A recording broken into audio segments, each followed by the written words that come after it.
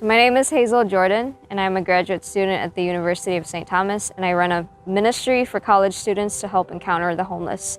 I got involved with street ministry because it really started with just the Holy Spirit helping me to see people out on the street in their own poverty. And He moved my heart towards that direction. I actually saw that these were real people with real stories, and I fell in love with them. So that was 4 years ago. I've encountered many people who have been Christ to me and have shown me what I need to bring to the Father for healing. A few encounters come to mind, and they were all struggling with something that I was struggling with at the time. So the first was very down about his own situation, living on the streets and experiencing a lot of violence and poverty and addiction.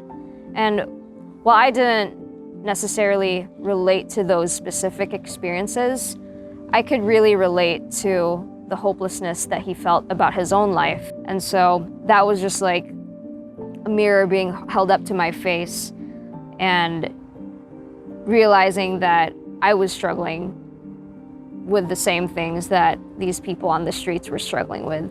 And so those were definitely moments that I felt the Lord speaking to me about my own poverty, my own lack of trust in His goodness and in His love. Christ closely identifies Himself with the materially poor and the suffering. And so if we do not serve them, we are not serving Him. Movement in the spiritual life to me means that I am docile to the Holy Spirit and to what He's asking of me.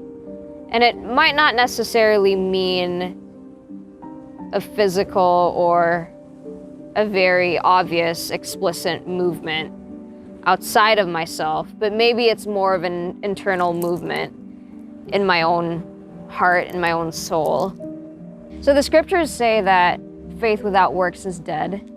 And this has often been a debate between Catholics and Protestants about, does works save us, but aren't we justified by faith alone? I think what it ultimately means is that your faith can't stay stagnant. It's not that you try to prove your faith by doing all these works, but that your faith should flow out into works. And it should not just be something between you and God, but it's meant to be shared with other people.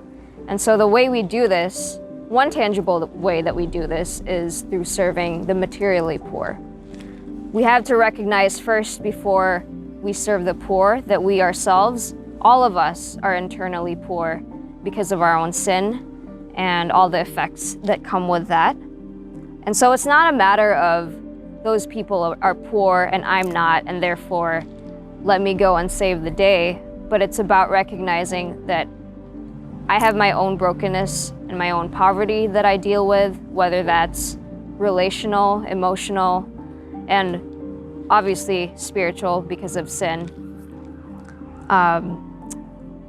We serve the poor because we are all poor.